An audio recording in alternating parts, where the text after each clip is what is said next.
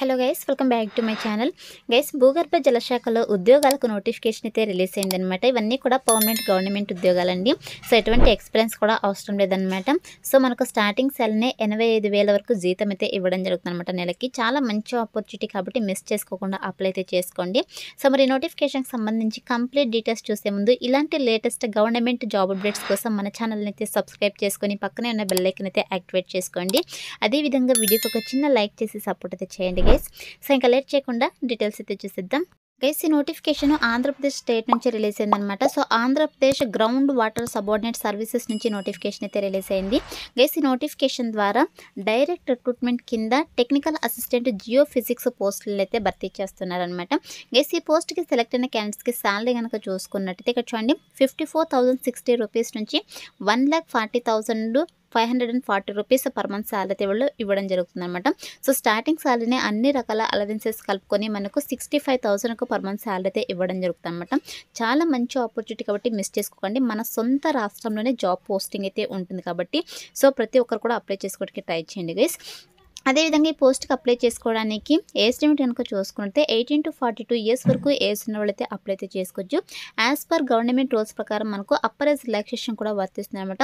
So ఎవరైతే SC, ST, OBC candidates ఉంటారో so వీళ్ళకి వచ్చేసి 5 ఇయర్స్ వరకు, అదేవిధంగా పీడబ్ల్యూడీ క్యాండిడేట్స్కి వచ్చేసి 10 ఇయర్స్ వరకు అప్పర్ ఏజ్ రిలాక్సేషన్ అయితే వర్తిస్తుంది అనమాట. సో ఇక ఏజ్ కూడా మీరు ఇంక్లూడ్ చేసుకునేసి అప్లై అయితే చేసుకోండి.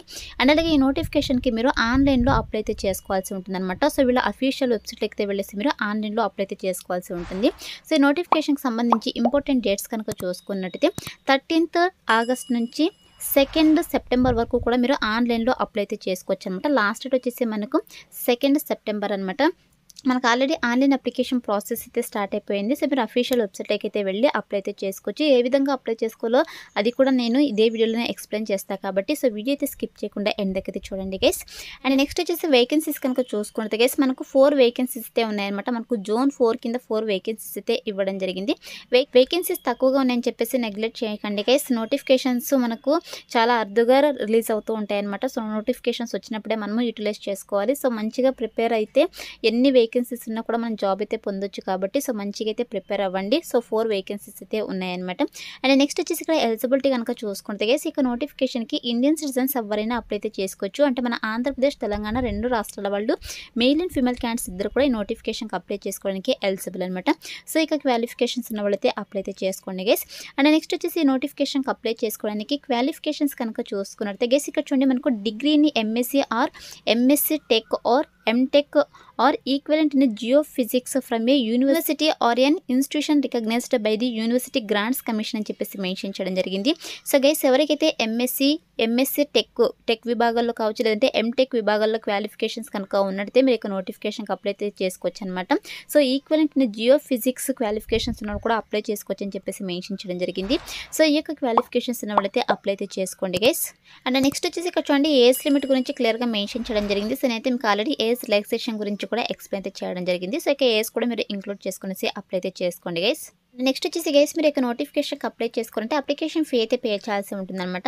సో ఎవరైతే SC, ST, BC, PWD, ex service man's ఉంటారో సో వీళ్ళు వచ్చేసి only 250 rupees application processing fee మాత్రమే పే చేయాల్సి ఉంటుందన్నమాట. సో మిగతా వాళ్ళు వచ్చేసి 250 రూపీస్ అప్లికేషన్ ప్రాసెసింగ్ ఫీ, అదేవిధంగా 80 రూపీస్ వచ్చేసి ఎగ్జామినేషన్ ఫీ కూడా పే చేయాల్సి ఉంటుందన్నమాట. సో ఈ యొక్క పేమెంట్ వచ్చేసి మీరు ఆన్లైన్ ద్వారానే పే చేయాల్సి ఉంటుంది. మీరు అప్లై చేసుకునేటప్పుడు అప్లికేషన్ ఫీ పే చేసేసి మీరు అప్లై అయితే చేసుకోవాల్సి ఉంటుంది గైస్. అండ్ నెక్స్ట్ వచ్చేసి సెలక్షన్ ప్రాసెస్ కనుక చూసుకున్నట్టయితే గైస్ మనకైతే రిటర్న్ ఎగ్జామ్ అయితే కండక్ట్ చేయడం జరుగుతుంది అనమాట. ఓఎంఆర్ బేస్డ్ వీళ్ళు ఆబ్జెక్టివ్ టైప్ రిటర్న్ ఎగ్జామ్ అయితే కండక్ట్ చేయడం జరుగుతుంది.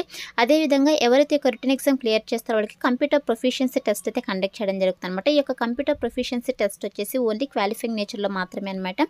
సో ఫైనల్ మెరిట్ వచ్చేసి మనకి ఏదైతే రిటర్న్ ఎగ్జామ్లో సో మార్క్స్ వచ్చి ఉంటాయో సో దాని ఆధారంగా వీళ్ళు ఫైనల్ మెరిట్ అయితే తీసేసి సో డాక్యుమెంట్ వెరిఫికేషన్ చేసేసి జాబ్ పోస్టింగ్ అయితే ఇవ్వడం జరుగుతుంది అనమాట. అండ్ నెక్స్ట్ వచ్చేసి ఇక్కడ సెంటర్స్ ఫర్ రిటర్న్ ఎగ్జామినేషన్ కనుక చూసుకుంటే మనకి ఇక్కడ సెంటర్స్ అయితే మెన్షన్ చేయలేదండి, ఎగ్జామినేషన్ సెంటర్స్. సో మీరు అప్లై చేసుకునేటప్పుడు మీకు ఎగ్జామినేషన్ సెంటర్స్ అయితే అవైలబుల్లో ఉంటాయి అనమాట. సో మీకు కన్వీనియంట్గా ఉండేటువంటి ఎగ్జామినేషన్ సెంటర్స్ని అయితే మీరు సెలెక్ట్ చేసుకోవచ్చు అనమాట. సో అదే ఇక్కడ మనకు మెన్షన్ చేయడం జరిగింది. అండ్ నెక్స్ట్ వచ్చేసి మనకు రిటర్న్ ఎగ్జామినేషన్ సంబంధించి క్వశ్చన్ పేపర్ వచ్చేసి మనకు బోత్ ఇంగ్లీష్ అలాగే తెలుగు లాంగ్వేజ్లో అయితే అవైలబుల్లో ఉంటుందన్నమాట. సో ఎగ్జామ్ కూడా మనకు తెలుగు లాంగ్వేజ్లోనే ఉంటుంది కాబట్టి సో మిస్ చేసుకోకుండా అప్లై అయితే చేసుకోండి గైస్. అండ్ నెక్స్ట్ వచ్చేసి మనకు రిటర్న్ ఎగ్జామ్ అయితే కండక్ట్ చేస్తారని చెప్పాను కదా. సో మనకు 2 పేపర్స్ అయితే ఉంటాయన్నమాట. పేపర్ 1లో వచ్చేసి మనకు జనరల్ స్టడీస్ అండ్ మెంటల్ ఎబిలిటీకి సంబంధించి 150 క్వశ్చన్స్ అయితే రావడం జరుగుతుంది. 150 మినిట్స్ మనకు టైం అయితే ఇవ్వడం జరిగింది. సో 150 మార్క్స్కి అనమాట. అదేవిధంగా పేపర్ 2 వచ్చేసి మనకు జియో ఫిజిక్స్ నుంచి 150 క్వశ్చన్స్ అయితే ఇవ్వడం జరుగుతుంది. 150 మార్క్స్కి అనమాట. 150 మినిట్స్ టైం అయితే ఇవ్వడం జరిగింది. సో టోటల్గా మనకు 300 మార్క్స్కి అయితే ఈ యొక్క ఎగ్జామ్ అయితే రిటర్న్ ఎగ్జామ్ అయితే కండక్ట్ చేస్తారనమాట.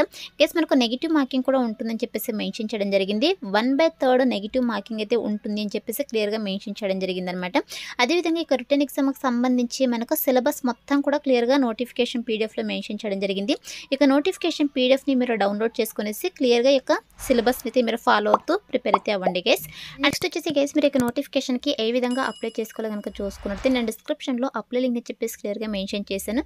సో ఇక లింక్ పైన క్లిక్ చేస్తారంటే మీకు నెక్స్ట్ ఇంటర్ఫేస్ అలా రావడం జరుగుతుంది అనమాట. సో ఇక్కడ చూడండి ఇక నోటిఫికేషన్కి సంబంధించి మనకు డీటెయిల్స్ అయితే ఇక్కడ ఉన్నాయి. Online application submission for technical assistant Jio physics అని చెప్పేసి AP ground water subordinate services అని చెప్పేసి మనకి ఇక్కడ ఉంది కదా. ఇక్కడ క్లిక్ హియర్ అని ఉంది కదా. సో దీనిపైతే క్లిక్ చేసేసేయండి. సో క్లిక్ చేసిన వెంటనే మీరు 1 టైం రిజిస్ట్రేషన్ అయితే చేసుకోవాల్సి ఉంటుంది అనమాట. ఓటీపీఆర్ అయితే ఇక్కడ మీరు 1 టైం రిజిస్ట్రేషన్ క్రియేట్ చేసుకునేసి ఆ యొక్క ఓటీపీఆర్ ఐడి ఇక్కడ ఎంటర్ చేసేసి మీ యొక్క పాస్వర్డ్ క్రియేట్ చేసుకునేసి పాస్వర్డ్ కూడా ఇక్కడ ఎంటర్ చేసేసి క్యాప్చా అయితే ఎంటర్ చేసేసి మీరు లాగిన్ అయితే అవ్వాల్సి ఉంటుంది.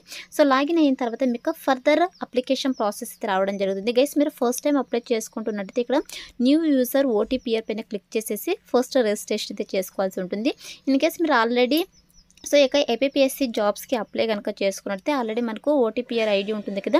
సో దాంతో మీరు లాగిన్ అయితే అవ్వచ్చు అనమాట. సో డీటెయిల్స్ అన్ని ఫిల్ చేసిన తర్వాత మీకు అప్లికేషన్ ప్రాసెస్ అయితే రావడం జరుగుతుంది. సో అందులో కూడా మీరు ఏమేమి డాక్యుమెంట్స్ అప్లోడ్ చేయాలో ఇక్కడ డాక్యుమెంట్స్ అన్ని కూడా అప్లోడ్ చేసేసి మీకు అప్లికేషన్ ఫామ్ అయితే సబ్మిట్ చేసేసేయండి గైస్. అదేవిధంగా మీరు ఆన్లైన్ అప్లికేషన్ ఫీ కూడా మీరు పే చేయాల్సి ఉంటుంది అనమాట. ఆన్లైన్లోనే మీరు అప్లికేషన్ ఫీ కూడా పే చేయాల్సి ఉంటుంది. సో ఈ విధంగా మీరు అఫీషియల్ వెబ్సైట్ అయితే వచ్చేసి ఆన్లైన్లో అప్లై అయితే చేసుకోండి గైస్. సో ఇక నోటిఫికేషన్కి సంబంధించి ఇంపార్టెంట్ లింక్స్ అని కూడా నేను డిస్క్రిప్షన్లో ప్రొవైడ్ చేస్తున్నాను. సో అక్కడ నుంచి ఇప్పుడు డైరెక్ట్గా ఆన్లైన్లో అప్లై అయితే చేసుకోండి గైస్. సో ఇది ఫ్రెండ్స్ ఇవాల్టి వీడియో. మరొక మంచి వీడియోతో మళ్ళీ కలుద్దాం. Thank you.